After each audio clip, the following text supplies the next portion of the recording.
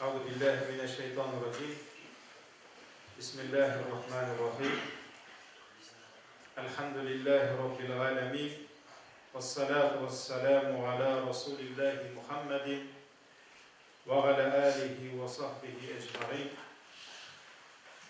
Barchalarımızı da yoktan var kılıp bizni özünün yaptığı dünyalarına, yaptığı yerlerine urnaştırgan, bizning için erta bilan tonglarni orttiruvchi, kun bilan tunni alıştıruvchi Rabbimiz Allah Teala'ga ming shukrlarimiz, maqtov va ulug'lovlarimiz bo'lsin. Bizga shu haq dinimizni o'rgatgan ham o'zining butun turmush davrida bizning uchun eng ko'rkam, xayrli o'rnak bo'lgan suyukli payg'ambarimizga ko'ngil ko'rlarimizdan chiqqan duolarimiz Allah Teala'nın selamı ham salavati bo'lsin. Hurmatli Müslüman kardeşlerim, Esselamu Aleyküm ve Rahmetullahi ve Berekatuhu. Her birinizge Allah Teala'nın çeksiz selamları, onun rahmet ve bereketleri bulsun. Ramazan ayı Zulkunak, Hazret Zulkunak deyip bine etmedi, Ramazan'da etti. Elhamdülillah, Allah'a şükür ederiz.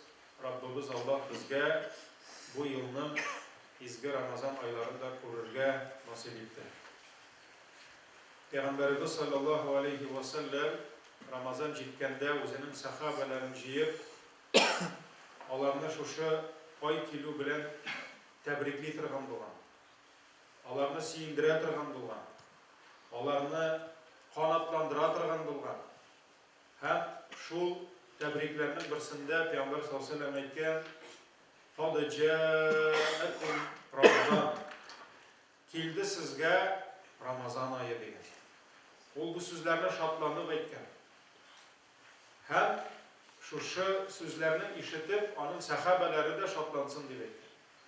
Çünkü Ramazan ayı keldi, esin isyan sağ. Belki bir yıl içinde Allah'ın yazgan rızıkları bitip ölüm feriştesi gelip bir kardeşlerimizin canlarını alıp gitkendir. Allah bugün Allah huzurunda hem uzgan Ramazanlarını biz onlar bilen belki birge bulganımızdır.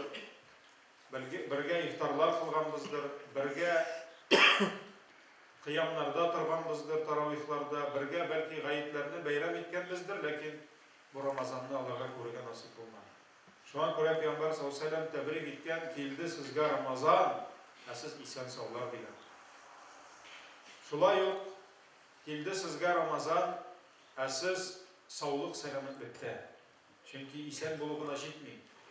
Bu ibadetini ko'taruv için kuch kerak. Bu ibadetini ko'taruv için tan kishida kerak, ruhiy kishida kerak. Avrulardan emin bo'larga kerak.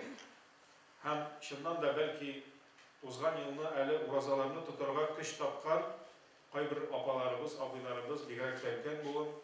Bu yılgı urazalarga belki kişileri de jitmeydi. Uzgan yılını bizning bilen kişki namazlarga kelirge ayakları yürgen, kıştır bulgan bir babaylarımız, abilerimiz belki bu yıl yeri aldı. Bana göre Peygamber sallallahu aleyhi ve sellem seyindirdi. Nerse deyip, geldi sizge Ramazan. Biz sağlık selametlikte elhamdülillah. Şulay cemaat Ramazan geldi, köklerimiz ayaz. Soğuş afeti yok. Açlık, yalangıçlık yok. Çünkü eğer de yaşayan yerinde tınışlık olmasa, eğer de yaşayan yerinde türlü fitneler, nizaklar, Allah saklasın, soğuş afetleri bulsa, açlıklar, yalangıçlıklar bulsa, şartlanıp izgi aynı da ketip bulmasıydı. Rahatlanıp, tınış köngül bilen meşitke kile almasıydı. Rahatlanıp, kişki kıyamlarda jıyıla almasıydı. Rahatlanıp, birgelep jıyılıp, bugün ben seni şakıram, ertege sen beni şakırasın, havuz aşılar bulmasıydı. Şu an kule tınışlık, müminlik, mulluk, Allah'ın rahmeti, şu an kule bu bizge şartlık bulup durar Ramazan'ın geliyor. Hem Peygamber sallallahu aleyhi ve sellem devamında etti, şahrun mübarekun fih, bu ayda bereket var dedi. Һәм Рамазан айының беренче мизгеленнән башлап, аның ахыр мизгеленә кадәр һәр көнендә, һәр сәгатендә, һәр минутында, һәр секундында, һәр мизгелендә Аллаһның бәрәкәте бар. Нәрсә генә эшләсәң дә, син гыйбадәт кыласың, син дуа кыласың, зикр тәсбихта буласың, син кемгәдер ниндидер изгелек, игелек эшлисеңме, син гыйлем аласыңмы, кулыңа китап алып Коръән укыйсыңмы, нәрсә генә, нинди генә изгелек эшләсәң дә, бу айда син бу эшеңнең бәрәкәтен күрәсең. Хәтта имам булгач, кайбер бит инде хуҗалык эшләре бар, кайбер оештыру эшләре бар. Бигрәк тә җәй чорында ремонт та кирәк, тегесе дә кирәк, бусы да кирәк. Кай вакыт Рамазанга кадәр тырышам эшләрне бетереп куярга. Һәм Рамазанда гыйбадәткә биреләбез дә, әйдә Рамазаннан соң тагын дөньяга чумабыз. Чөнки түбәне ясап бетерәсе бар, тегене ясыйсы бар, моны оештырасы бар, балаларга лагерь кирәк, теге бар, бу бар. Шулай уйлыйсың, Рамазанда хәзер бу эшләрдән китәм әле. Субханалла, бармый эш, Рамазан килеп җитте, берәү шалтырата, син хәзрәтте вакытта ярдәм сораган, әйдә бирим әле.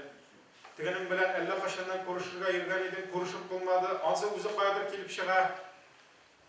Бу эшең туктап торган иде, монсы кабынып китә, курка башлыйсың. Теге гыйбадәт кылырга кирәк бит инде. Менә Аллаһның рәхмәте һәр мизгелендә бәрәкәт бар. Пәйгамбәр саллаллаһу алейһи ва саллям дәвам итеп әйтте, бу айның уразаларын Аллаһ сезгә фарыз кылды. Бу айда Раббыбыз Аллаһ җәннәт иҗмах ишекләрен ачты, һичбер ишеге ябылмас ди. Бу айда Аллаһ тамук ишекләрен япты, һичбер ишеге ачылмас ди. Бу айда бардыр бер төн, ул төн мең айдан хәерлерәк ди. Кадер төне турында сүз бара, Раббым безгә шул төнне эзләргә һәм табырга насыйп итсен иншалла. Һәм ахырдан Пәйгамбәр саллаллаһу алейһи ва саллям безне сөендереп килде дә, соңгы сүзе белән кисәтеп тә куйды. Нәрсә диде? Мән хурима хайраһа кад хурима диде. Кемдә кем? Пәйгамбәр саллаллаһу алейһи ва саллям санады бит инде. Нинди яхшылыклар, нинди өстенлекләре бар бу айның. Һәм ахырдан әйтте, кемдә кем шушы айның хәерлелегеннән мәхрүм калса, ул мәхрүм кеше диде. Кто лишился блага этого месяца, ул лишенный человек диде. Мәхрүм кеше диде. Алла сакласын, бу бик куркыныч сүз. Аллаһ Тәгалә сиңа исән-сау, сау-сәламәт, иген тормышта, аяз күк, әлхәмдүлилләһ, насыйп итте икән, җәннәтләрне ачып куйды, безне кызыктырып, тартып торыр өчен, утларны ябып куйды, чылбырлы, бер җөмләсе калды, онытылып, шайтаннарны чылбырлар белән богаулады ди. Һәм шайтан бу айда башка айлардагы кебек вәсвәсә кыламый. Шуңа күрә, әлхәмдүлилләһ, Раббыбыз безне килеп куйды изгелеккә. Шуңа күрә кемдә кем бу айда да изгелек кыла алмаса, гөнаһларыннан төзәлә алмаса, бу айда аның гөнаһ хаталары кичерелмәсә, бу айның изгелеген, бәрәкәтен ала алмаса, башка айда ул бәрәкәтне ала алмаячак. Шуңа күрә бу айның хәерлелегеннән мәхрүм булган кеше, ул бөтенләй мәхрүм кеше диде. Шуңа күрә Аллаһның рәхмәте, җәмәгать Рамазан айы бу айда тырышырга кирәк. Һәм тырышырга кирәк, мин үз гомеремдә бүтән Рамазан күрмим дип. Әлбәттә, Пәйгамбәр саллаллаһу алейһи ва саллям әйтте, ла ятаманна ахадукумул маут. Берегез дә үлемгә омтылмасын, үлемне эзләмәсен, һәм үлем сорап дуа кылмасын диде. Мөселман кешесе авыр булса да түзәргә тиеш. Һәм Аллаһыдан үлем сорау ул Пәйгамбәребезнең кайбер дуасында гына килә, ләкин шарт белән. Әгәр дә минем өчен яшәвемдә хәерле булмаса дигән. Шуңа күрә галимнәр әйтәләр, хәтта бик каты авырып яткан кешеләр, бик каты сызланып яткан кешеләр, бик каты авыр булса гына шушы дуа белән сорый алалар. Ләкин үтер мине дип сорарга ярамый, чөнки мөселманның һәрбер көне 5 намаз укырга сәбәп. Мөселманның һәрбер көне күпме тәсбих әйтергә, күпме зикр әйтергә бер сәбәп булып тора. Кабергә кергәч ул эшләрне эшләп булмый. Бер яктан без яшәргә без алга барырга тиеш. Икенче яктан, әлбәттә, беркем дә белми, бу Рамазанга исән-сау ирешкән икән, әле ул киләсе Рамазанга ирешә аламы, юкмы, Аллаһ гына белә. Шуңа күрә Пәйгамбәр саллаллаһу алейһи ва сәлләм нәрсә диде? Намазыңны укысаң, укы хушлашу намаз итеп кил. Хәзер мәгъриб акшам намазын укыйбыз икән, аны укырга кирәк, ястүне миңа укырга насип булмый инде. Менә шул вакытта һәр намазыңны соңгы мәртәбә укыйм дип укысаң, намазыңның сыйфаты була. Һәр Рамазаныңны бу минем гомеремдә соңгы Рамазан дип тырышсаң, үлчәүдә соңгы Рамазан итеп куелачак кыямәттә дип тырышсаң, шәт иншаллах сиңа бу айда тырышырга җиңелрәк булачак. Шуңа күрә Аллаһ бу айның хәерлелеген безгә насыйп итсә иде, иншаллах. Бүген булган вакыт белән файдаланып, иншаллах тормышта һәрбер кешенең була торган бер чоры турында сөйләшеп китәсем килә, искә төшереп китәсем килә, ул чорның әһәмиятен, ул чорның фазиләтләрен, ләкин ул чор кешеләре мин килеп кергәч тә монда бик әз иде. Шуңа башка темадан башладым. Әлхәмдүлилләh, өлкән буын, инде алар вагыз булсынмы, намаз булсынмы, вакытында йөриләр. Әлхәмдүлилләh, күбесе җәяү йөри бит инде, шулай бит. Машинада да йөрмәй. Яшьләр безнең еш кына шулай иркенләеп йөриләр. Шуңа күрә бүген кайбер насихатларны Пәйгамбәр саллаллаһу алейһи ва сәлләмнең хәдисләреннән, кайбер шушы сахаба табигиннарның насихатларыннан яшьләргә төбәп әйтәсе килде. Шуңа күрә иншаллах бүген бераз гына яшьлек турында сөйләшербез. Шуңа яшьләрне әзрәк җыелган көтеп тордым. Шуннан да җәмәгать Аллаһ Тәгалә кешегә тормышында бирә торган чорлар булсынмы ул сабыйлык чоры, сабыйлыктан яшьлек чоры, ир уртасы дигән безнең инде урта буыныбыз бар, аннан соң өлкән буыныбыз бар, шулай бит. Менә шушы әгәр дә һәрбер чорны алсаң, иң әһәмиятле, иң кирәкле чорларның берсе булып тора яшьлек вакыты.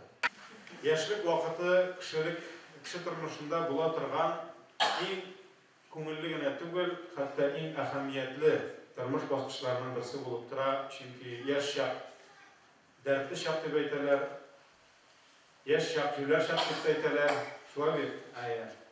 Чөнки яшь чакта әле саулыгың да нык, әлхәмдүлилләh, көчең дә ташып тора, дәртең дә янып тора, һәм менә шушы Аллаһ биргән яшьлеген дөрес итеп файдалана белгән, дөрес итеп куллана белгән кешеләр, әлхәмдүлилләh, алар үзләренә дә бик күп файда китерә алалар. Һәм җәмгыятькә дә, иленә дә, халкына да, өммәтенә дә, диненә дә ул бик күп файда китерә ала, әгәр дә моны куллана алса. Һәм кеше никадәр яшьлегеннән ерагайган сайын, аның шул кадәр көче артмый. Ул барыбер кими бара. Шулай бит? Ул барыбер кими бара. Һәм саулык сәламәтлектә яшьлектән ерагайган сайын ныгымый. Ул киресенчә какшый бара. Һәм кешенең көрәшү дәрте дә, көрәшү, чөнки тормышта көрәшергә кирәк, сугышырга димим, көрәшергә кирәк. Ягъни кай вакыт егыласың, торырга кирәк. Кай вакыт сине кимсетәләр, кыерсыталар, ә син шуңа карамастан син торырга тиеш, барырга тиеш. Һәм яшьлектән ерагайган сайын кешенең көрәшү дәрте дә ул җәмәгать сүнәгенә. Шуңа күрә динебез ислам гомернең әлеге баскычына бик зур игътибар бирә. Һәм һәрбер шушы баскычта булган һәрбер егеткә, кызга, ягъни яшьлек баскычында булган егеткә, кызга, хатын-кызга Аллаһ Тәгалә аның илчесе һәм безнең зур галимнәребез шушы вакытның кадерен белергә һәм аны сакларга чакыра. Яшьлекне сакларга кирәк. Шушы вакытның кадерен белергә кирәк. Һәм Пәйгамбәребез саллаллаһу алейһи ва сәлләм дә менә шушы синең кулыңда булган саулык, сәламәтлек кышы булсынмы, кулдан чыккан торган бик тиз, яшьлек кышы булсынмы, шул кулдан чыкканчы аны кулланып калырга чакыра. Һәм Имам Хаким үзенең хадислар җыентыгында риваят кыла, ул инде бу хадисны сахих дип әйтте. Пәйгамбәрбез саллаллаһу алейһи ва саллям әйткән: "Игътаним хамсан кабла хамсин." 5 нәрсә килгәнче 5 нәрсәне кулланып кал. 5 нәрсә килгәч, димәк, бу 5 нәрсә юкка чыга. Ул китә, шуңа күрә кулланып калды, файдаланып калды. Иң беренче Пәйгамбәр саллаллаһу алейһи ва саллям әйтте: "Картлыгын килгәнче яшьлегеңне кулланып кал." Иң беренче дип әйтте. Картлыгын килгәнче яшьлегеңне кулланып кал ди, файдалы хәйр эшкә. Икенчесе васихатака кабла сaqami. Авыруың, сырхавың килгәнче сәламәтлегеңне кулланып кал ди. Бүген син сәламәт икән, аягың, кулың тыңлый икән, күзең күрә, колагың ишетә икән, ал кулыңа китабыңны, хәтерең бар икән, ятла, аягың йөри икән, бар, яса, төзе, эшлә. Авыруың килгәч, күп эшне эшли алмыйсың. Шуңа күрә авыруың килгәнче саулык сәламәтлегеңне кулланып кал ди. Вагыйнака кабла фақри. Фақирлегең, мохтаҗлыгың килгәнче байлыгыңны кулланып кал. Чөнки байлык ул бер айлык диләр, ул бүген бар, иртәгә юк. Һәм бүген синең эшең дөртләп, гөрләп бара икән, иртәгә дә шулай гөрләп барыр дигән сүз юк.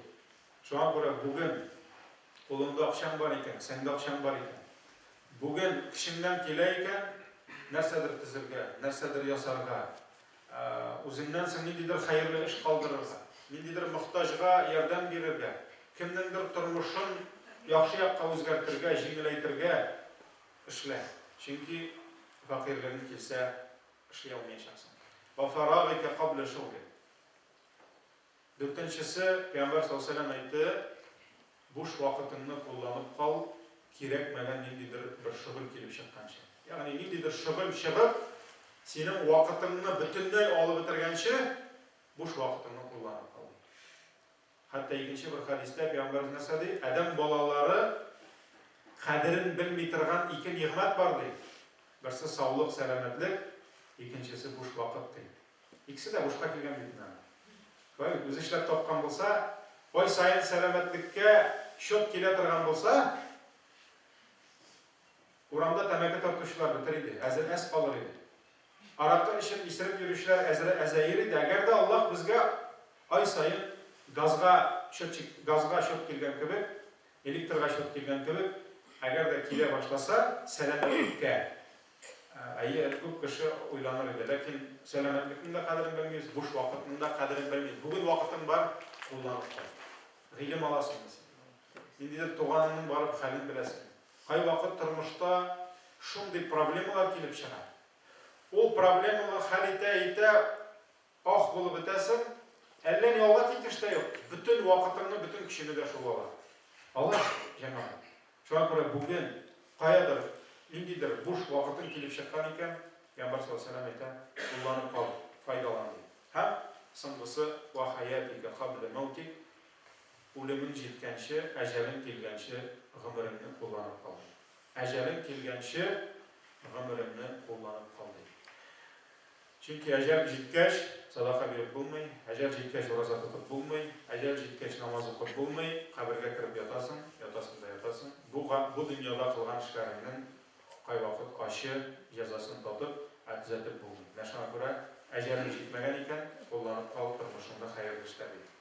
Менә бу хадис башланды яшьлек белән, Пәйгамбәр саллаллаһу алейһи ва саллям тәмам кылды гомер белән. Бер караганда яшьлек ул гомер эчендә. Һәм ул гомернең бер өлеше булып тора. Шуңа күрә Пәйгамбәрбез саллаллаһу алейһи ва саллям гомернең кадерен бел, үлемең килгәнче дип әйтсә дә җитәр кебек, шулай бит. Ләкин юк. Пәйгамбәрбез саллаллаһу алейһи ва саллям гомердән алды тартып нәрсәне айырып яшьлек чорын алды һәм нәрсә диде? Гомернең картлык чоры килгәнче яшьлек чорын кулланып кал диде. Ягъни яшьлек ул айырым ихтибарга лайык икәнен Пәйгамбәрбез алейһиссалату вассалам күрсәтте. Һәм Имам Тирмизи риваятында килә, Абдулла ибн Мас'уд тапшырган хадис, Пәйгамбәр саллаллаһу алейһи ва саллям әйткән: "Кыямәт көнендә Раббысы каршына баскач, 5 нәрсә турында соралмыйча, Adam balasının ayak tabanı orunundan da kuşmaz dedi. Bütün kişi sıralaşa. 5 narsa turunda. Gımırı hakkında dedi. Nersege o gımırın sarf etti. Birincisi. İkincisi yaşlığı hakkında dedi. Nişik olanı tuttu dedi. Yani yaşlığı nişik kullandı dedi. Malı hakkında dedi. Kayan oldu. Birisi hem ikinci sıra kaya tuttu. Kayan aldı, kaya tuttu. Bunda iki ökere.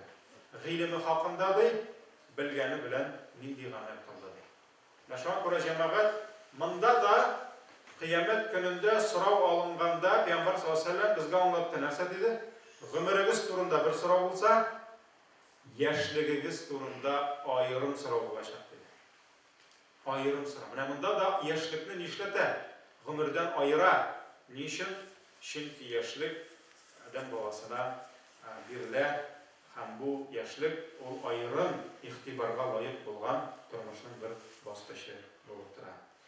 Peygamberimiz sallallahu aleyhi ve sellem yaşlıkның kadrini bilirge, yaş şakta tırışıp kalırga iretti. Hem yaş buğunga Peygamberimiz sallallahu aleyhi ve sellem ayrım ihtibar verdi.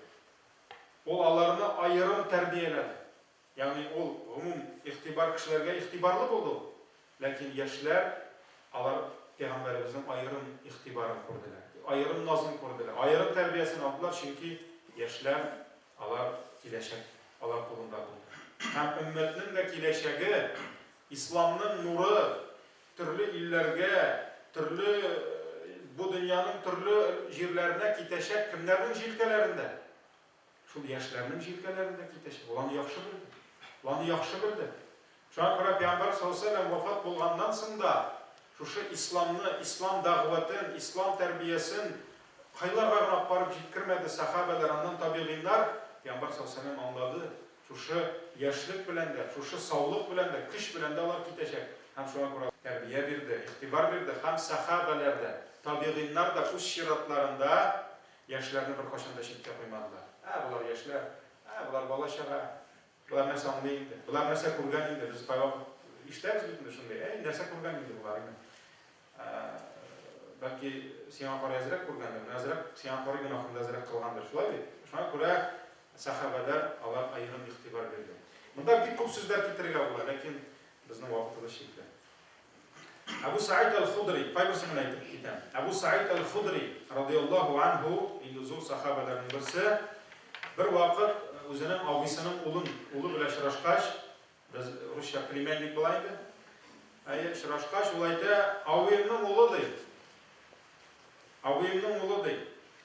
Agar bir narsada shigim tusa deydi. Turmushimda bir narsada shigim tusa, kelib mendan so'ra deydi. So'ravim bo'lsa kelmena deydi. Shiklarim qolirliq bo'lmasin deydi.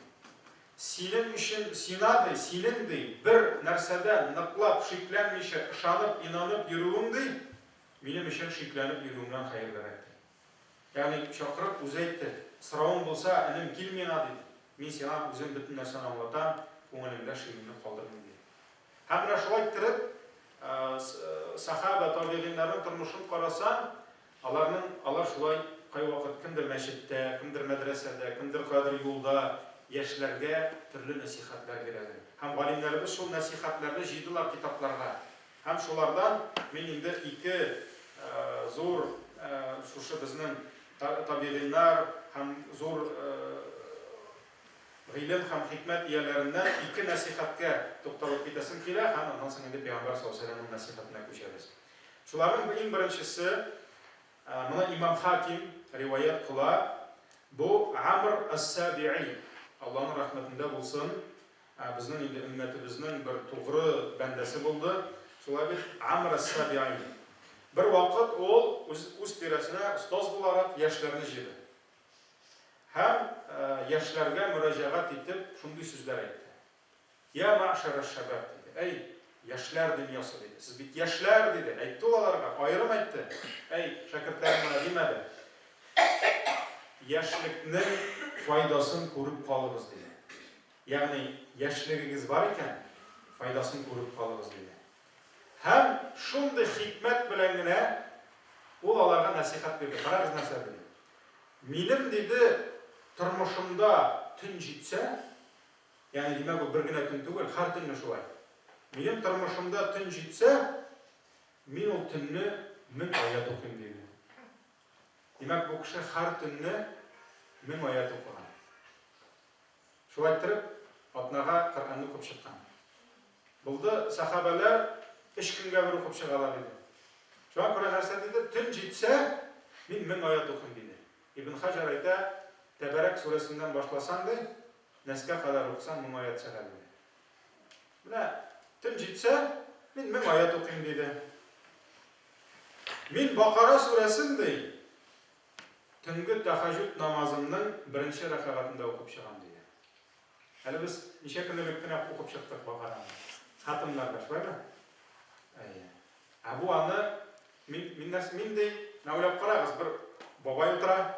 Шундай біздің бабайлар кебек матур гына бойында тугры бәндәләрнең берсе, җыйган шәкертләрне һәм әйтә: "Яшьлегегезне кулланып калыгыз" ди. Менә мин төн җитсә, мен аят укыйм ди. Булар инде ха утыралар уйлап, карале бу бабай ничек тырыш икән ди. Тахаҗудга бассам ди, Бакараны 1-ші рәкъгатта тәмамлыйм ди. 1-ші рәкъгатта тәмамлыйм ди. Шулай ук мин ди харам айларның һәрберсен уразада үткәрәм ди. 4 харам ай бар. Biz bildim менә хәзер бер атнасын ялып килде, яттык инде. Без Рамазанда хәзер. Бер ай бит ул. Бу Рамазаннан тыш, Рамазан бит ул фарыз, аны бер бүтән кеше тота. Бу Рамазаннан тыш 4 харам айны мин уразада үткәрәм. 4 харам ай. 4 айда да мин уразада дигән. Һәр айның 3 көнендә ураза тотам дигән. 13-15 тулы ай төннәренең көндезендә. Шулай бит. Һәр атнаның дүшәмбе һәм пәнҗешәмбесендә мин уразада дигән. Бу елга күп ураза килеп чыга. Менә ничек итеп хикмәт белән ул яшьләргә насихат бирә. Ул аларга җип акыл өйрәткәнме? Юк. Ул аларга әйтмәгән. Егетләр, тахаҗуд бөтенегезгә Коръан укыгыз. Менә шулай. Ул аларны җыйганда әйткән. Яшьләрегезне кадәр беләсез. Менә төн җитсә, мин 1000 аят укыйм. Тахаҗудның 1-ші рәкъгатында Бакараны укып бетерәм. 4 ай харамда ураза тотам. 13-15 уразада, дүшәмбе һәм атна кич уразада, Рамазанны әйтегез дә бит. Шулай инде. Урысча әйткәндә авам свобода дип әйтә. Шулай бит. Булдыра аласызмы сез, яшьләр? Менә аларга үз шәхси үрнәгендә нәрсә бирде? Насихат бирде. Һәм шуннан да җәмәгать яшьләргә дә, сабый балаларга да иң үтеп керә торган, иң кирәк итеп үтеп керә торган дәрес насихат. Ул нәрсә? Шәхси үрнәк. Ата-ананың шәхси үрнәге баласына иң зур тәрбия. Утырып, аңа сөйләүгә карый күбрәк итә. Өлкән буынның яшьләргә булган иң зур насихаты ул аларның үрнәк булуы. Менә сахабалар заманында, хәтта бүген дә күп кенә гарәп илләрендә өлкән буын шәхси үрнәге белән ул яшьләрне тәрбияләй. Безнең халыкта мәсьәлә авыррак. Ни өчен? Чөнки безнең өлкән буын динсезлекнең içinde кайнады. Совет тәрбиясенең иң авыр менә кешенең күңеленә үтеп керә торган тәрбияне алар үттеләр. Алар үтте, шуша ибраша. Иң авыр ул безгә дә эләкте. Безгә теге более-менее яшьрәкләр дип әйтәбез. Безгә дә эләкте. Безнең дә авыз Ленин бабай дип ачылды. Шулай бит. Пәйгамбәребезнең сирасын түгел, Ленинның сирасын язлыклар безгә. Хәзер дә кашан туган, кая туган числоларны хәтта беләбез. Менә җәмәгать шуннан да шуңа карамастан өлкән буын тырышырга тиеш. Ул җәмәгать намазлары булсынмы? Ул төнге тахаҗудлар булсынмы? Дүшәмбе атна кич ураза булсынмы? Без яшьләр өлкән буында үрнәк булырга тиешбез. Несколько кешеләр түгел. Барасын гарәптә менә мин гаҗәпләндем. Кувейтка баргач, укырга, курсларга барган идем бер елны. Мин гаҗәпләндем. Анда мәчеттә һәр бабайның үз кишмәре бар. Анда аның мусхафы тора, Коръаны, анда күзлеге тора, закладкасы тора, 500 җилбиттә. Ул көн сайын килә акшамга һәм ястүгә хәтлек мәсәлән Коръән укый. Яки көн сайын килә иртәнге намазга, духага кадәр ул бер кая китми, ул Коръән укый. Дуга кыла. Һәм бик күп ул бит хәдисләр бар. Кем бер намазга килде, һәм икенче намазга хәтлек утырды, Пәйгамбәр саллаллаһу алейһи хәдисләр бик күп ала. Мин әйтергә, сөйләргә аларга вакыт юк. Нәрсә диде? Ул шушы намазда көткән вакытында намаз эчендәге кебек әҗер булыр диде. Карчык мин ястүдән соң кайткан. Мәсәлән, китте акшамга, шундый ният белән ястүгә кадәр утырды, зикр, тәсбих, анда кулына дисбесен алдымы, кулын күтәреп дугада булдымы, истигъфар кылып утырдымы, кайвакыт без нәрсә укырга да белмибез. Мәсәлән, Абу Хурайра әйтә, Абу Хурайра, мин көненә 12,000 мәртәбә истигъфар әйтәм. 12,000 мәртәбә. Астагфируллах, астагфируллах. Утырганда астагфируллах. Я Раббым гафу ит мине, Раббым кечер мине. Дуга кыл. Әти-әним өчен вафат булган дуга кыл. Әби бабам өчен дуга кыл. Яшьләр өчен дуга кыл. Укмаган өчен дуга кыл. Аллаһтан сора, хәерле ризык сора, илем өчен дуга кыл. Илдә күпме илләрдә мөселманнар ачлыкта, ялгышлыкта, синең дугаң көтәләрдер бәлки. Дуга кыл. Субханаллах, балаларына дуга кыл, оныкларына дуга кыл. Син үлгәннән соң нәселең киләчәк. Балаларың туачак, алар синең дугаңда булсыннар. Алар аптырап йөрсеннәр, кара миңа күпле бәхет килә, машаллах. Кемнең дугасы белән икән дип аптырап йөрсеннәр. Син инде үлгәнгә 30-40 ел, 50 ел, синең дугаларың һаман барсын. Менә шуңа күрә Аллаһның рәхмәте менә монда безгә үрнәк кирәк. Без яшьләрне теге хатыннарны сагынабыз шулай, яшьләрне без теге. Шулайны сагынасызмы дисең дип тә куям инде. Алхамдулилlah, мөмкинлек бар. Ул бит инде менә, мәсәлән, кайвакыт иләгә кыш чорында икенде якын ниятла иләгә килдәген икендегә кадәр утыр, Коръәндә, зикрдә, тәсбихтә ул менә шуңа күрә бу тәртипләрне кертергә кирәк тормышка. Дөнья куып кына булмый. Менә шуңа күрә менә бу кеше Амр ус-Саби'i, Аллаһның рәхмәтендә булсын, фақат үрнәк кенә күрсәтте.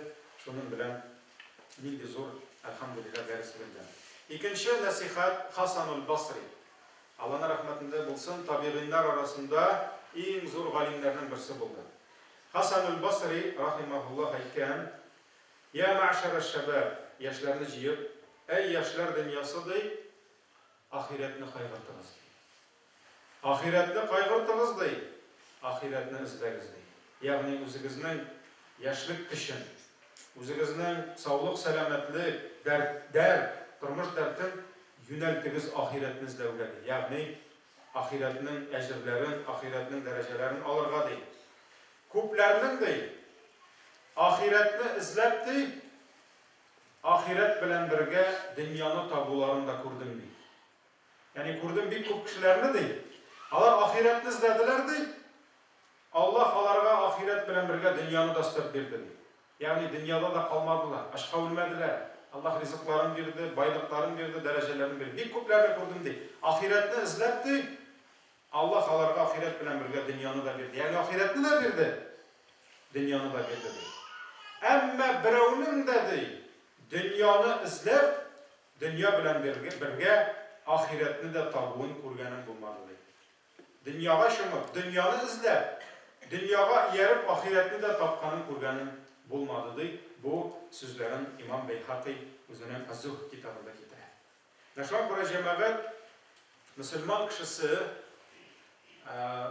Хасан аль-Басри яшьләргә юнәлеп нәрсә диде? Яшьлек көчен диде. Үзегезнең вакытыгызны диде, үзегезнең хыялларыгызны диде, бәйләгез ахират белән. Иң беренче төзегез ахиратыгызны. Нишләргә кирәк? Җәннәттә булыр өчен. Син, хатының, балаларың төзегез, эзләгез ахиратны диде. Һәм бик күп кешеләр ахиратны эзләгәндә Аллаһ дөньяларын да бирде диде. Бер кемне дә күргәнем булмады, дөньяны эзләп ахиратны тапкан диде. Шуңа күрә Аллаһ субхана ва тааляның рәхмәте җәмәгать әгәр дә кешенең һәме, әгәр дә кешенең тормышта ашкынулары ахират булса, Раббыбыз Аллаһ аңа дөньяны да бирә. Дөньяны да бирә. Аллаһ Тәгаләне дөньяда да калдырмый.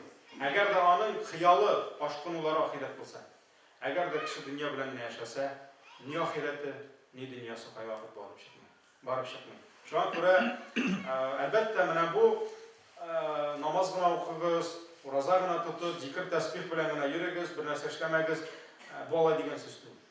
Алай дигән сүз түгел. Хәтта әле бер көн укып утырдым, бер егет, сахаба Умар ибн Хаттаб вакытында бер егет шулай, бик каты шулай Аллаһыдан куркучы инде шулай җыерлып бетеп урамнан бара, әкрен генә бара шулай теге шундый итеп инде Аллаһыдан куркып, шуңа Умар әйтә, син әллә ширбисеңме ди? Ул бит үзенчә ихласлы, Аллаһыдан шул кадәр курыккан, шулай җыерлып беткән теге ширләгән кеше кебек әкрен генә бара. Шуңа Умар әйтә, әллә ширлисеңме ди? Юк ди. Шуннан таягын ала да суга тегенә. Ширлемәсәң тизрәк йөр ди. Теге ягъни син бит авыру түгел ди, мискин түгел ди. Шуңа күрә нәрсә? Ул теге ахиратка бирелдем дип, хатынны оныттым, балаларны оныттым. Хатын шалтырата, нәрсә берәрсе ашыйбызмы, акча бармы? Юк, намаз укыйбыз, намаз укыйбыз. Булды самарак теге. Алай түгел, әлбәттә. Әлбәттә, кәсеп итүне калдыр, хезмәттән кит дигәнне аңлатмый. Кешенең кәсебе булырга тиеш, кешенең малы булырга тиеш. Әгәр дә аның гаиләсе бар икән, әгәр дә аның балалары бар икән, аның кул астында бигрәк тә җаваплы кыямәт көнендә, я Раббым, ул безне ашатмады, ул безне карамады диярлек кешеләр бар икән, әлбәттә ул бу мәсьәләдә уяу булырга тиеш. Ул дөньяны да алып барырга тиеш, ләкин җәмәгать дөнья кисәдә булсын, калептә ахират булырга тиеш. Кешенең һәме, кешенең тормышта уе биегрәк булырга тиеш бу дөньяда. Шуңа күрә кайвакыт дөньяга чумып ахиратны онытабыз, алай булырга тиеш түгел. Безнең беренче чиратта ахират булырга тиеш. Шуңа күрә Пәйгамбәр саллаллаху алейһи дуга кылганда нәрсә диде? Аллаһумма ла таҗ'али дунья акбара һәммина. Я Раббым, дөньяны күпчелек омтылуларыбыз итмәсәң иде. Безнең күпчелек теләгебез итмәсәң иде дөньяны ди. Ва ла маблага гыйлмина. Һәм гыйлемебезнең күпчелеген дөньяны гыйлемебезнең күпчелек итмәсәң иде. Ягъни дөньяны ахираттан үстен куюдан сакласаң иде дип Пәйгамбәр саллаллаху дуа кылды. Шуңа күрә алхамдулилlah, бар дөнья, бар ахират. Без яшибез ахират өчен. Безнең алда җәннәт, Аллаһның ризалыгы, әмма ләкин biz dünyanı anlatmıyoruz. Şu an buraya Sa'd ibn Abi Waqqas kildi, Peygamber sallallahu aleyhi ve sellem'ge indi avırıydı. İndi uyluydu, hazır tigi dünyaya gitsem nişik buladık. Şundan sonra anın akşası buldu, anın malı buldu, anın baylığı buldu. Hem ayette ya Resulallah dey, baylığım küp dey. Şuna göre baylığımını işke buldum dey. Şunun iki elişin sadaka edip taratasını kendi. Baylığımını işten iki elişin sadaka edip taratasını kendi. Peygamber sallallahu aleyhi ve sellem yok dedi. Yok dedi, taratma dedi. Şundan sonra ayette yartısını taratam dedi. Yani küp baylığım var, yartısını kaldıram dedi balalarga, yartısını sadaka edip taratam dedi. Bu yüzden şin köngülden kelgen. Peygamber sallallahu aleyhi ve sellem yok dedi, taratma dedi. Şundan sonra ayette alaysa baylığımın işten birilişini taratam dedi. İşten birilişini. Peygamber sallallahu aleyhi ve sellem ayette işten birilişini tarat. Ansı da kubeli dedi. Ansı da kubeli. Şundan sonra Sa'd ibn Abi Waqqas aytdı. Sina dedi. Öz balalarını muhtajlıkta kaldırıp, alarını kişi kuluna kaldırganşı değil, kişiden sıra bitirganşı. Alarını muhtaçsızlıkta kaldırsan, yani baylıkta kaldırsan, o hayırlarak bular. Yani neyse dedi? Buldu, ahiret, sadaka dedi. Şöyle dedi mi? Tarat bir kaldırma dedi. Yok, İslam'dan bir neyse yok. Senin balaların var, senin anıkların var, senin neslin var, senin gaylen var. Şu an kadar bütün evrenini tarat gibi bekler. O var o kaybırmıylarda mesela, buldu bitti bizim işedir yılga bir dünya biter diye bekler bizim. Dünya biter. O kişilerin aldılar bütün. Buldu bit mesela türlü illerde, bizim ilde olmadı bu gayet elhamdülillah. Kaybır illerde türlü haramlar, neler, sonra dünya biter, bütün evrenimizi bize getiririz. Anasını tarat kiri verirler mi kanala bile? Sazdırat mı iyi kanala? Dünya bitmese. Aslında itam yok. Peygamber sallallahu aleyhi ve sellem bekilgeç, işten yükselişin taratayım beni bir ejilge digeç, Peygamber sallallahu aleyhi ve sellem bütün üstünde bir dise biri değil mi? Biri dedi. Lakin Peygamber yok dedi. Senin gaylen var dedi. Dünyan var dedi. Balaların var dedi.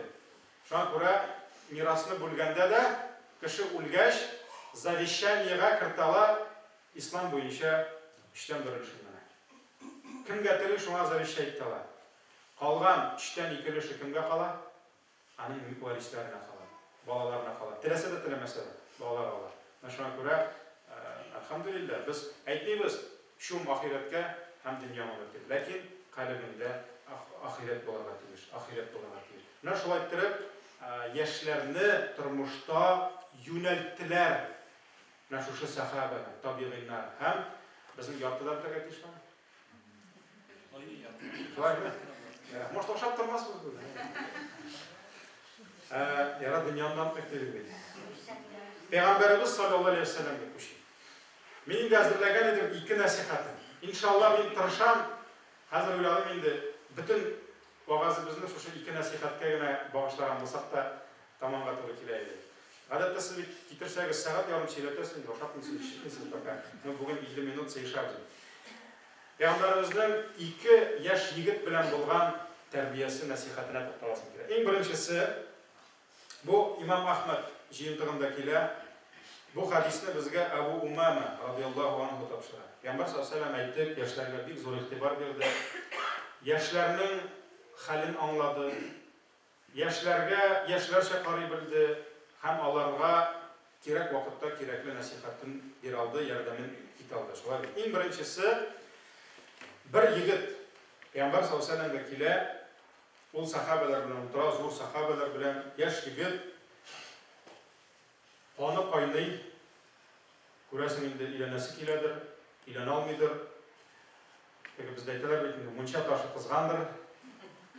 Ya Rasululloh dey, menga zina qilishga ruxsat eting. Ya'ni menga благословение degan qo'ying. Xayr Fotiha bermang, mening zina qilasim keladi. Shundan sahabalar bulay turib qaradılar da, narsa bu, nindi so'rov bu? Bir kimga ishonadi bu so'rov? Ishingda Allohning elchisine kelib, sen ruxsat so'raysan, u senga zina qilar. Shular bekinde bersin. Peygamber sallallohu alayhi vasallam keladi, yaqinayali menga, yaqinayali, o'tirganda so'ray, yaqinayali. Shundan yaqinaydi, o'tirdi. Mana shunda Peygamber sallallohu alayhi vasallam qaradi bu yigitga. Elhamdülillah ir yigit. Taza sağ selamet. Anın gururluğu da var. Anın elhamdülillah irligi de var. Hem şu vakit Peygamber sallallahu aleyhi ve sellem ana yaş kişinin ko'ngliga o'tib kirdi aytib nasihat bera boshladi. Nasa dedi? Yarar dedi. Sen mendan so'raysan ruxsat, men senga zina qilishga ruxsat etaman. Aniyga ruxsat etasiz. Rizo bo'lasizmi dedi. Edi aniyga ruxsat etamiz dedi. Chiqsin da zina qilib bersin. Shundan bu yigit aytdi, "Jonim fida qilsin, bo'lsin deydi. Jonimni beram deydi. Lekin aniyga rizo bo'lmaydi deydi. Bir kimning de anisini u yo'lga chiqarasi kelmaydi." Shundan aytdi, "Mana boshqalar da bitdi. Anilarining olib turib yurularini rizo bo'ldi. Qizingga rizolik berasizmi?" Mana payg'ambarimizga keldi, rizolik berdi. Shular bitindi. Peygamberimiz aytdi, "Qizingga rizolik berar edimmi?" dedi. Men o'yladim. Mana bu içinde irligi uyandı hazır. Peki revnost deb aytaylikmi, gordost deb aytaylikmi? Shundan aytdi, "Yo'qda, jonimni beramdi, qizimni rizo bo'ldi, olay chiqarib jiberga. Tilasa kim bilan bar zina qo'ydi." dedi. Mana boshqalarning bitti qizlarin olib turib ertasilari kelmaydi. Opangga bir tug'an singlinga rizomisan deydi. Jonimni fido qilam, rizo bo'ldi. Boshqalarning bitti opalaring singillaring berasilari kelmaydi. Atiyingning opasına singlisine rizo mısın deydi. Aniyingning opasına singlisine bütünsünü aytdi. Rizo bo'ldi. Jonimni beram, chiqarmayman, bermayman deydi. Mana boshqalarning bitti berasilari kelmaydi. Ya'ni sen borib kim bilandir zina qilsan, u bit seniki tug'il. O sening xotining tug'il. Lekin u kimningdir xotini, kimningdir anisi, kimningdir yaratgan qizi, kimningdir opasi. Ya'ni o'zingni shular o'rniga qo'yadi dedi. Kimdir kelib sening qizingni olib ketsa shulay, aningni olib ketsa, opangni olib ketsa boshqasin. Shundan so'ng bu yigit anladi. O'zing ne qadar yovuz mashar yo'lga bosasan. Peygamber sallallohu alayhi vasallam qo'lin bu yigitning ko'kragiga qo'ydi. Qo'ydi maxsus anga bo'lgan o'zining yaqinligini ko'rsatirga. Ya'ni sen mening ishim nindidir allakim tug'il, bak ketmandan demadi. Qo'lin qo'ydi uning ko'kragiga. Hem dua kıldı. Dua kıldı. Nasıl dedi? Allahümme tahhir kalbehu. Allahümme tahhir kalbehu. Vagfir zenbehu. Wa hassin farjahu dedi. Ya Rabbim, bu yigitning yuragin paqla dedi. Chunki yuragine shirk kirgan. Zina qildi yo'li. Yuragine avru kirgan. Zina azgınlık o tendegine tugul o mana bundan çıkar. Şuna göre ko'kragine qo'lin qo'yib, o'z balasına dua qilgan kibek, o'z o'llari kichkinadan o'ldi. Shulay bet. O'z o'lina dua qilgan kibek, ya Rabbim, bu yigitning yuragin paqla dedi. Bu yigitning gunohasini kechir dedi. G'afur et bu yigitni dedi. Va hassin farjahu, ham bu yigitni zinadan saqla dedi. Saqla bu yigitni dedi. Bu yigitning tanin azgınlıktan saqla dedi. Ham sahabalar aytalar, şuşu nasihattan so'ng bu yigit uchun zinadan da qabahat, zinadan da nashar narsa bo'lmadi. Ya'ni shu qadar Alloh uning ko'nglini o'zgartdi deydi. Shu nasihatdan so'ng u zinaga yaqinda kelmadi. Mana unda olimlarimiz ayta, ish negizi bo'ldi deydi. Tarbiyaning ish negizi bo'ldi deydi. Ham umuman kimgadir, bigroq da mana ulkan bo'yin yoshlarga tarbiya berishga o'ylasa, ish narsa, ish negiz. Ham umuman kimga tarbiya bersa, birinchisi rahim shafqat. Payg'ambarimiz sollallohu alayhi va sallamning yuragida kishilarga qarata, mana shu yigitga qarata, yigitning qoni qizg'an. Alhamdulillah, u yurak. Shulay bitindi. Hozir bitadi bor. Alloh qizlar kerakmi? Ana yigitlar kerak. Alloh saqlasin. Men qo'y vaqt abilarga aytaman deb, mana aniqlarimiz marjamini olib qaytmasin deb o'tirasiz. Tatar olib qaytsa siyinirlik deb o'tirasiz. Men ham skoro birar malay yerda olib qaytmasa, malay deb siyinib o'tirsizlarmi men? Alloh saqlasin, shaharlarda narsalar bor. Dunyoda narsa bor. Ko'ra Alloh saqlasin. Yigit kishi qizg'an, yongan, kelgan, ya Rasululloh zina qilasin kelar ruxsatda. Payg'ambar sollallohu alayhi vasallam rahim shafqatli bo'lmasa, ularni o'tirib shunday nasihat bermasin. Shunga ko'ra kimnidir tuzatasin kelsa, kimnidir nasihat qilasin kelsa, eng birinchi yuragingda u kishiga qarata rahim shafqat bo'ladi. Rahim shafqating bo'lmasa, sabrda yetolmaysan. Shuabi, rahim shafqating bo'lmasa, kishi bilan ishlay olmaysan. Tashlaysan da ketasan, tikrasan da ketasan. Shunga ko'ra eng birinchisi rahim shafqat jamoat. Hamshondan bugun rahim shafqat kerak. Mana uramga chiqamiz. Bayramlardan so'ng ko'ramiz. 9-maydan so'ng baylar bilan 10-maylarda yollar bo'ldi betinde. Bu yerdik Qoban bo'ylarında baylar bilan iftardan so'ng chiqdi, tarovihdan so'ng chiqdi. Ko'pmi shisha. Babası olib qaytgan jemuni juvalar hamon. Juvalar hamon. Ko'pmi shisha, ko'pmi pivo, ko'pmi to'lgan shub savutlari butunisining indi qirlari to'lgan shishalar bilan. Shishalar bilan to'lgan. Mana jamoat biz bu shularning onoqlari, shularga duo qilamiz o'rinda. Shularga qadr hurmat ko'rsatamiz o'rinda biz oyoq turib ishlaymiz. Bayram etamiz. Как будто o'zimiz yeb qaytdik. Mana shunga ko'ra jamoat albatta bir yoqdan nafrat, lekin ikkinchi yoqdan ular kimlar? Ular bizning bolalar. Ular bizning tanishlar, ular bizning qo'shnilar. Shunga ko'ra ularni tuzatik desak, narsa kerak, rahim shafqat kerak. Payg'ambarimiz vaqtida o'ylab qarag'iz. Payg'ambar eson-sog'. Sahobalar u tuzilgan jamiyat ham yigitning fitna tug'an narsa zina qilasi kerak. Shu vaqtda bu yigitga shu tarbiya kerak bo'ldi. Uni to'xtatirga. Aydagiz hozir 7-8 asr Payg'ambarimiz yonidan ko'shib 21-asrga. O'zimizning illarga qaytdik. Yevropa, Amerikalarda bugün nindi ozg'inlik. Bugün yoshlarimizning fitnalari bugün necha martabalarga ko'proq u yigitning qirindagi fitnaga qaraydi. Bugün uramga chiqsan, ko'pmi qizlar yolg'iz. Bugün sizg'irsan, ortlardan izlab yurishsi yo'q. Ko'pmisi kelib yetdi, Alloh saqlasin. Bugün yoshlarga ko'pmi fitna. O'qirga jibaramiz, Qozonga yaxshi universitetlarda o'qisinlar deb qizlarimizni motor yigitlarimizni kimning garantiya bor? Ular shu fitnalarga tushmaslar. Ular shu zinolarga tushmaslar deb. Shunga ko'ra аларга рәхим шәфкать кирәк. Аларга насихат кирәк. Менә беренчесе рәхим шәфкать, икенчесе Пәйгамбәр саллаллаһу алейһи ва сәлләм хикмәтле насихат. Ул һәр вакыт белде, кемгә нинди сүз әйтергә. Кемнең күңеленә нинди сүз әйтә. Карагыз, ничек тапты. Егетнең зина кыласы килә, ләкин Пәйгамбәрбез күрде, бу егеттә ирлек бар. Бу егеттә көнчелек бар. Бу минеке ди, бу минем әнием, бу минем апам, бу минем кызым дигән әйбер бар. Шуңа күрә Пәйгамбәр саллаллаһу алейһи ва сәлләм авырткан җиренә басты. Нәрсә диде? Ярар алайса, әйдә әниеңне чыгарып җибәрәбез диде. Зина кылды. Юк, бирмим диде. Әйдә апаңны, әйдә кызыңны. Юк. Син бит кемнеңдер әнисе белән, кемнеңдер апасы. Ягъни карагыз ничек итеп аңа сүзен тапты. Хәтта аның мие, акылы, зихене үзгәрде. Шушы мәсьәләгә карата. Шуңа күрә икенчесе хикмәтле насихат, өченчесе ихлас дуа диде. Ихлас дуа диделәр галимнәр. Пәйгамбәр саллаллаһу алейһи ва сәлләм насихат кылды да бар кип тимәде.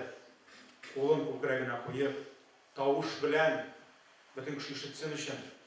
Иштән дә әйтмәде, тавыш белән әйтте. Кемдер кырында утырган Әбу Умам әйтә, ишеткән димәк. Шулай бит. Башкаларга үрнәк булсын өчен дуа кылды. Чын күңелдән. Аллаһумма тахир калбах. Йөрәген пакла дип. Шөкрән дуа кылыгыз. Балаларыгыз өчен. Дуа кылыгыз оныкларыгыз өчен. Казанда университетларда укып йөргән кызларыгыз, малайларыгыз өчен дуа кылыгыз. Я Раббым, йөрәкләрен пакласаң иде. Я Раббым, аларга тауфик берсәң иде. Я Раббым, аларның иманнарын ныгытсаң иде. Насихат кылыгыз. Менә ихласлы дуа. Өченчесе, шуңа күрә кемне генә тәрбияләм дисәң дә, имам үзенең халкын тәрбияләм дисә дә, шушы өч нигез тәрбияне. Рәхим шәфкать, тугры насихат, ягъни кирәкле, хикмәтле һәм изге дуа. Изге дуа. Менә әлхәмдүлилләһ, Рамазан айлары, мөхтәрәм җәмәгать, Аллаһның рәхмәте илгән ай. Менә бу айларда вакытларыгызны бушка сарыф итмәгез. Бигрәк тә ифтар якынайган саен, тәнеңнең хәле киткән саен, һаман киткән саен тәнеңнең хәле, һаман авызларың, иреннәрең киткән саен, синең дуаңның кыйммәте арта Аллаһ каршында. Шуңа күрә киткән теге аштан соң, бәлеш ашаганнан соң, корсакларың тулып, гафу итегез инде, кулыңны күтәреп, кичкә кикереп гафу итегез инде. Кылган дуа белән, валлаһи, менә хәзер кылган дуа ул икенче ул. Син Аллаһ өчен көне буе роза тоткан. Аллаһ өчен суда эчмисең. Аллаһ халаҗелең тулы ризык. Кесәңдә акчаң бар, һәр кибеткә керәсең, кафега керәсең, сине ашатып чыгаралар. Ашбыз, ашарга булмаганда түгел. Акчабыз булмаганда түгел. Авырып ятканга түгел. Без Аллаһ ризалыгы өчен аш. Шуңа күрә менә шушы Раббым авызым кипте дип әйтегез әле Аллаһка. Менә бүген әйтегез сезгә. Раббым авызым кипте. Синең өчен кипкән икән, кичер минем гөнаһымны дип әйтегез. Раббым, тәнем кичкә арды, алҗады, синең өчен арган икән, Раббым, тауфик бер миңа, балаларыма, һәм башка дип дуа кылыгыз. Аллаһ дуаларны кабул итә. Шуңа күрә Раббым хәерле безгә Рамазаннар бирсен. Калган көннәрне тотып, иншалла, ихласлык белән тотып, кыямнарын турып, Аллаһның ризалыгына ирешергә насыйп итсен. Трамвай килде җәмәгать. Поезд, трамвай түгел, поезд.